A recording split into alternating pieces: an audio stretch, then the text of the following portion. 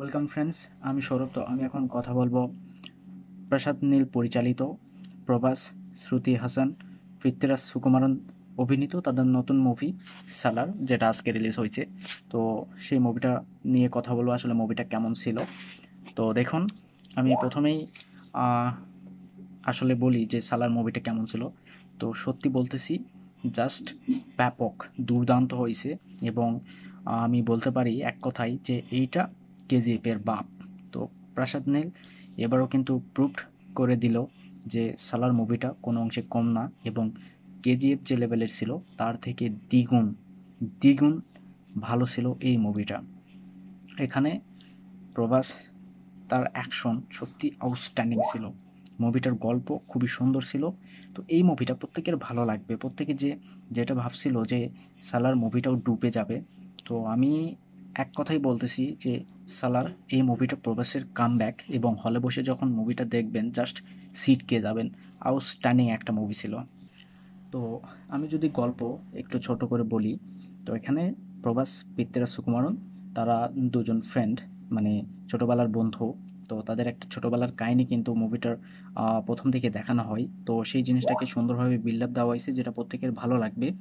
এবং পরবর্তীতে আমরা জানি যে তাদের মধ্যে শত্রুতা সৃষ্টি হবে। এবং শ্রুতি হাসানের যে ক্যারেক্টার, তো তার কিন্তু মানে তার উপর অ্যাটাকের একটা সম্ভাবনা আছে, এবং যার জন্য প্রভাস কিন্তু তার সেফটি হিসেবে কাজ করে। তো প্রভাস কিন্তু তাকে সিকিউরিটি দেয়। তো এখানে অনেকগুলো প্রশ্ন সৃষ্টি হয়। মুভিটা যখন দেখবেন তখন অনেক অনেক প্রশ্ন আপনার মনে জাগবে যে এখানে শ্রুতি হাসান কে, বা কেন তার উপর অ্যাটাক হতে পারে, বা প্রভাস কী কারণে তাকে সেফটি দিচ্ছে, বা পৃথ্বীরাজ সুকুমারন তার ক্যারেক্টারের ইম্পর্টেন্টটা কি এই খানসার যে আছে, তো সেখানে তার ভিতরের রাজনীতিটা কি। তো এই বিষয়ে নানান প্রশ্ন আপনার মনে আসতে পারে। তো এক এক করে সমস্ত প্রশ্ন যখন খুলে যায় তখন কিন্তু মুভিটার মজাই আলাদা। তো যাই হোক, গল্প সম্পর্কে খুব একটা আমি বলতেছি না। তার কারণ হলো হলে বসে যখন মুভিটা দেখবেন তখন আলাদা একটা ফিল পাবেন। অযথা গল্প বলে আমি আসলে আপনাদের এই মুভি দেখার মজাটা নষ্ট করতে চাই না।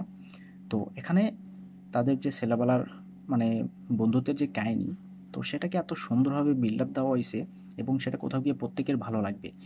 মেবি প্রভাসের এন্ট্রি একটু পরে আসে, কিন্তু তারপরেও সেই জিনিসটা তার ছোটোবেলায় কী কী করে, এবং মানে বন্ধুর জন্য প্রভাস ছোটোবেলায় আসলে কী কী করা শুরু করে, সেই জিনিসগুলো ভালো লাগবে। এবং প্রভাস যখন বড় হয়, একটা সিন আছে, দেখবেন যে প্রভাস ছোট বাচ্চাদের সঙ্গে ক্রিকেট খেলে, অর্থাৎ শ্রুতি হাসানকে একটা ক্যারেক্টার বলতেছে যে সে কারোর সাথে মেশে না, কারোর সাথে কথা বলে না, হাসে না, মানে এইরকমভাবে প্রভাসের ডিটেলস বলতেছে। তো সে বাচ্চাদের সঙ্গে মিশে এবং তখন নিজেই বাচ্চা হয়ে যায়। তো তখন একটা বাচ্চা ছেলে তাকে প্রশ্ন করে যে আহ, সে মানে প্রভাস তাদের সাথে খেলে, তো প্রভাসের অন্য কোনো বন্ধু নাই। তখন কিন্তু সেই ছোটোবেলার কাহিনীগুলো ও অল্প একটু ফ্ল্যাশব্যাকে দেখানো হয়। জাস্ট তখন একটা ইমোশন ক্রিয়েট হয়। সত্যি অসাধারণভাবে গল্পটাকে লেখা হয়েছে। আমার কাছে সত্যি বলতে কেজিএফ যে লেভেলের ছিল তার থেকে ফার বেটার ছিল সালার। এবং এটাই মেবি প্রসাদ নীলের ক্যালমা, যে কেজিএফ তো কোন লেভেল, তার থেকে কেজিএফের বাপ বানাইছে সালার। তো প্রভাস কিংবা পৃথ্বীরাজ সুকুমারন তাদের যে ছোটোবেলার সিনগুলো, তো কোথাও গিয়ে সেই সিনগুলো দিয়ে ফার্স্ট হাফে বিল্ড আপ দেওয়া শুরু করছে, গল্পটাকে এগোনো সামনের দিকে আহ, আগিয়ে নিয়েছে। তো সেই জিনিসটা প্রত্যেকেরই যথেষ্ট ভালো লাগবে। এবং নানান প্রশ্ন যখন দর্শক হিসেবে আপনার মনে জন্ম হবে, তখন মানে এই মুভিটা কোথাও গিয়ে প্রত্যেককে এঙ্গেজিং করে রাখবে। এবং ফার্স্ট হাফ যতক্ষণ না শেষ হবে কেউ বোরিং ফিল করবে না। সত্যি বলতেছি, ফার্স্ট হাফ প্রচণ্ড টাইট একটা মুভি ছিল। ফার্স্ট হাফ প্রত্যেকের ভালো লাগবে, এবং সেকেন্ড হাফে মুভিটা আলাদাই একটা রূপে ফিরে যায়। তো প্রাসাদ নীল এখানে প্রভাসকে যেভাবে প্রেজেন্ট করছে, সত্যি বলতে একজন মাস হিরো হিসেবে এখানে প্রভাসকে জাস্ট ফাটিয়ে দিয়েছে। প্রভাস, তার পারফরমেন্স দুর্দান্ত ছিল। এবং এই মুভিটা প্রভাসের কামব্যাক। সালার মুভিটাই প্রভাসের কামব্যাক।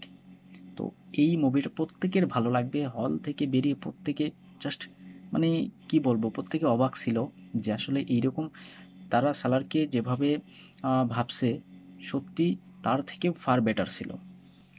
তো আগেই বলছি যে প্রভাসের ক্যারেক্টার, সে কারোর সাথে মিশে না, কথা বলে না, হাসে না। তো প্রভাস কিন্তু দেখবেন অনেক সিন আছে যেখানে অ্যাকশনটা দরকার। প্রত্যেকে ভাববে যে হিরো অ্যাকশন করতেছে না কেন, প্রভাস তাদেরকে মারতেছে না কেন। তো এই জিনিসটা প্রত্যেকের আসলে জন্ম হবে। এবং ট্রেলারে আমরা যে দেখছি যে একটা পাইপের খাম্বা যেটা প্রভাস ধরে এবং সেটা মানে সেখানে হাতে ছাপ পড়ে যায়, সেটা কাঁপতে শুরু করে। তো একটা সিন আছে যেখানে শ্রুতি হাসানকে কয়েকটা ভিলেন ইয়ে করে আর কি। তো সেখানে প্রভাসকে বলে যে হিরো আসছে, তাদেরকে মারবে, এবং প্রভাসের হাত ধরে তার গালে এইরকম এইরকম করে। তো সেখানেই শ্রুতি হাসানের গায়ে টাচ করে এবং প্রভাস মানে সে রেগে যাচ্ছে, সেই খাম্বাটা ধরে আছে এবং সেখানেই কিন্তু হাতের ছাপ পড়তেছে, কিন্তু সেখানে কাউকে মারে না। সে একদম মানে ভায়োলেন্স করে না, সে মারপিট করে না, একদম শান্তশিষ্ট, মানে সে রেগে যাচ্ছে, মানে তার ভিতরে রাগটা কন্ট্রোল করে রাখতেছে। তো এটা সত্যি খুবই সুন্দর ছিল। এবং সে যখন মানে একদম ভায়োলেন্ট এবং বাস্ট হয়ে যায়, সে যখন মারা শুরু করে জাস্ট চমকে যাবেন। যেভাবে সে অ্যাকশন শুরু করে জাস্ট অসাম, সত্যি দেখে ফিল এসে যায়। আমি তো সত্যি মানে এতটুকু ভাবি নাই যে এখানে এইরকমভাবে তাকে প্রেজেন্ট করা হবে, তার অ্যাকশন সিনগুলো এত দারুণভাবে ডিজাইন করা হবে, জাস্ট ফাটিয়ে দিয়েছে। এবং সে যখন ভায়োলেন্স শুরু করে দেয় তখন তার সামনে যতগুলো লোক থাকে, যতই যতই থাক, প্রত্যেকে মানে থরথর করে কাঁপতে শুরু করে এবং তারা পেছনের দিকে দৌড়াতে শুরু করে। তো এই জিনিসটা দেখে জাস্ট মজা এসে গেছে। এবং যেভাবে তাকে প্রেজেন্ট করছে জাস্ট ফাটিয়ে দিয়েছে, তার অ্যাকশনগুলো দেখে জাস্ট মজা এসে গেছে। এইরকম অ্যাকশন মেবি এই মানে কেজিএফ বা অন্য কোনো মুভিতে হয় নাই, এইভাবে কোনো হিরোকে এখন পর্যন্ত কেউ প্রেজেন্ট করে নাই। এবং এই মুভিটাতে যেখানে যেখানে ভায়োলেন্স রাখা হয়েছে, আপনার মনে হবে যে হ্যাঁ ঠিক আছে, এখানে ভায়োলেন্স দরকার ছিল, হিরোর মানে কাটাকাটি, মারামারি এইসবের দরকার ছিল, তার জন্য করতেছে। এবং এই অ্যাকশন সিনগুলো জাস্ট টপ নচ ছিল। কোথাও গিয়ে আপনার মনে হবে না যে অযথাই এরকম এত কাটাকাটি, এত মারামারি কেন।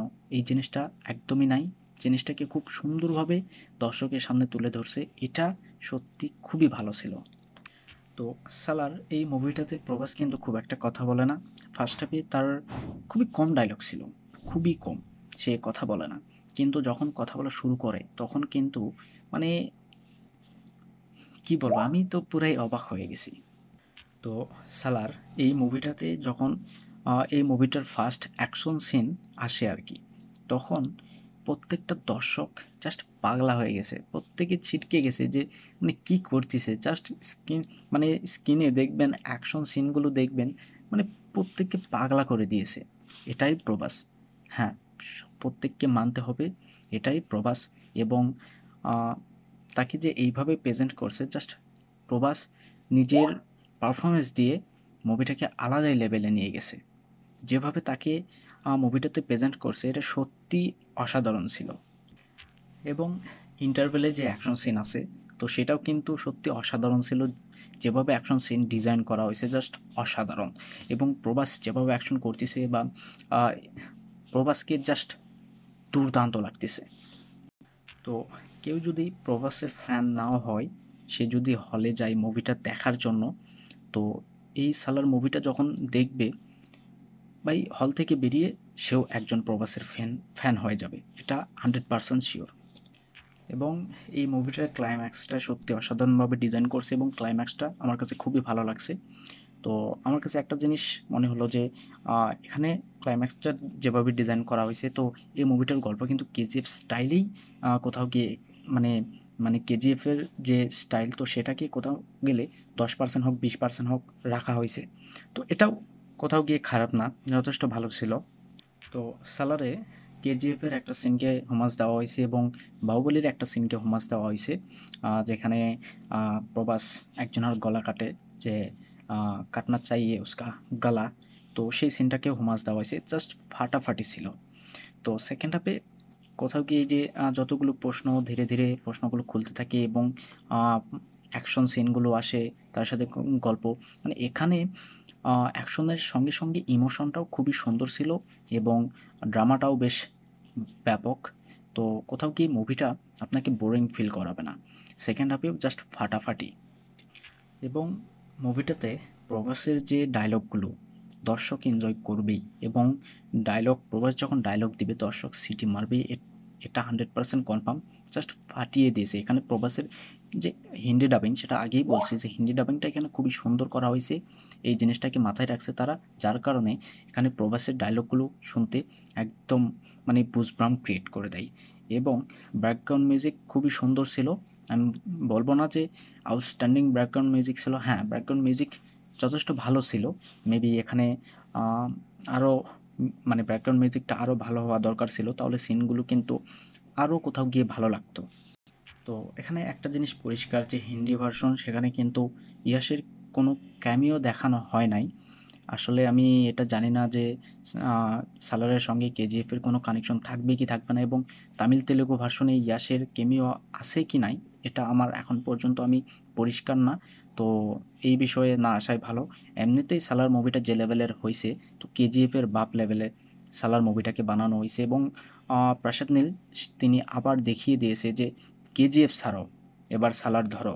মানে কেজিএফ সেই যুগ চলে গেছে, আমি নতুন যুগ আবার ফিরে নিয়ে আসছি। মানে সে যখন কোনো মুভিটাকে নিয়ে আসবে তখন তার আগের মুভি মানে কেজিএফ সেটাকেই যে ধরে বসে থাকবে বা সেই জগৎটা নিয়েই পড়ে থাকবে এমনটা না। তিনি বারবার কিন্তু এই জিনিসটা প্রমাণ করে দিল। এবং সালার মুভিটা যে লেভেলের ছিল, কেজিএফ এখানে জাস্ট কিছুই না। তিনি যে মুভিটা করবে সেটাই আলাদা হবে, এবং আউটস্ট্যান্ডিং তিনি মুভি বানিয়েছেন। সত্যি বলতে তার প্রশংসা করতে হবে। প্রসাদ নীল যেভাবে প্রভাসকে প্রেজেন্ট করছে, যেভাবে সিনগুলো ডিজাইন করছে, জাস্ট অসাম। তো এখানে প্রভাসের পারফরমেন্স জাস্ট ফাটাফাটি। শ্রুতি হাসান তিনিও বেশ ভালো একটা পারফরমেন্স দিয়েছে। পৃথ্বীরাজ সুকুমারন অসাধারণ পারফরমেন্স দিয়েছে। তো পৃথ্বীরাজ সুকুমারন তার মানে পেজটা কিন্তু অতটা বড় না, কিন্তু তারপরেও নর্মাল সিন হোক কিংবা অ্যাকশন সিন জাস্ট তিনি ফাটিয়ে দিয়েছে। তো সালার পার্ট 2-তে মেবি কোনো বড়সড় ভিলেন যদি রাখা হয় তো আরও ভালো হবে, এবং সেটা কিন্তু সত্যি মানে কোন লেভেলে যাবে এটা এখনই বলা যাচ্ছে না। তো পৃথ্বীরাজ সুকুমারন জাস্ট এখানে যথেষ্ট সুন্দর একটা পারফরমেন্স, তার পারফরমেন্সটা আমার খুবই ভালো লাগছে। তিনি যেভাবে অ্যাকশন করছে তার অ্যাকশনগুলো এনজয় করছি, তো খারাপ বলার মতো কিছু নাই। তো এখানে পৃথ্বীরাজ সুকুমারন এবং প্রভাস, তো তাদের যে বন্ধুত্ব এবং সেই গল্পটাকে যেভাবে ইমোশনে পরিণত করা হয়েছে, তো কোথাও গিয়ে এই বন্ধুত্ব আরও ডিপে যাওয়া দরকার ছিল এবং আরেকটু স্পেস দেওয়া দরকার ছিল, যার কারণে দর্শক ফুললি ইমোশনাল হয়ে পড়তো। কোথাও গিয়ে সেটা হয় নাই, কিন্তু ইমোশনটা কাজ করে। যদিও ইমোশনটা খুবই কম, কিন্তু সেটা ওয়ার্ক করে, এবং যার কারণে এই মুভিটা আপনাকে কানেক্ট করে রাখবে, কোথাও গিয়ে বোরিং ফিল করাবে না। তো এটা অনেকটা ভালো। কিন্তু যখন মানে এই জিনিসটাকে আরও একটু স্পেস দিয়ে ইমোশনটাকে আরেকটু গভীর করে দর্শকের সামনে নিয়ে আসতো, তো দর্শক সত্যি পাগলা হয়ে যেত। তো এই মুভিটার মধ্যে এই যে খানসারের যে গল্প, মানে খানসারকে নিয়েই সালার পার্ট 1 পার্ট 2, তো এই খানসারকে আরেকটু ভালো করে বিল্ড আপ দিলে জিনিসটা আরেকটু ভালো হতো। কারণ মুভিটার সেকেন্ড হাফে কোথাও গিয়ে অল্প একটু আপনার মনে হবে যে এই সিনটা এত বড় কেন, মানে কোথাও গিয়ে একটু ড্র্যাগ করে, কিন্তু সেটা আপনার খুব একটা যে বোরিং ফিল করাবে এমনটা না। কিন্তু এটাকে আরেকটু যদি এই খানসারটাকে আরেকটু প্রপারলি দর্শকের সামনে ডিটেলস মানে বিল্ড আপ দেওয়া হতো, তাহলে জিনিসটা আরও ভালো হতো। তো মেবি এটা পার্ট 2-তে কতখানি কী করবে জানি না। তো পার্ট 2-তে এই জিনিসটা যদি মাথায় রাখে যথেষ্ট ভালো হবে। তো এই মুভিটাতে প্রভাস কিংবা তার মায়ের সম্পর্ক, তার সঙ্গে তার মায়ের সম্পর্ক, এই জিনিসটাকে খুব সুন্দর একটা বিল্ড আপ দেওয়া হয়েছে। হ্যাঁ, এটা দর্শকের ভালো লাগবে, কিন্তু সেমভাবে খানসারটাকেও বিল্ড আপ দেওয়া দরকার ছিল। দুই জিনিসটাই কিন্তু এখানে ইম্পর্ট্যান্ট। যখন মুভিটা দেখবেন তখন বিষয়টা বুঝতে পারবেন। তো তারপরেও মুভিটার ড্রামাটাকে যেভাবে বিল্ড আপ দেওয়া হয়েছে সেটা খুবই সুন্দর, যার কারণে মুভিটা আপনাকে ধরে রাখবে। তো এই জিনিসটা অনেকটাই ভালো হয়েছে। তো দেখা যাক সালার পার্ট 2 কেমন হয়। সালার পার্ট 1 জাস্ট কেজিএফের বাপ ছিল, আমার কাছে দুর্দান্ত লাগছে। তো প্রত্যেকটা দর্শক প্রশংসা করতেছে সালারের, এবং ডাঙ্কি কোথাও গিয়ে সালারের কাছে সত্যি হেরে গেল। ডাঙ্কি এবার শেষ, সালারের খেলা শুরু। তো সত্যি অসাধারণ একটা মুভি ছিল। যারা দেখেন নাই তারা অবশ্যই দেখুন, এবং যখন দেখবেন তখন যে মজাটা পাবেন সত্যি বুজবাম্প ক্রিয়েট করে দেয়, অসাধারণ ছিল। তো যারা দেখছেন তারা অবশ্যই কমেন্টে জানাবেন যে সালার মুভিটা আপনাদের কেমন লাগছে। তো যাই হোক, ভিডিও ভালো লাগলে অবশ্যই একটা লাইক করবেন, শেয়ার করবেন আর এই চ্যানেলটা সাবস্ক্রাইব করবেন। ধন্যবাদ।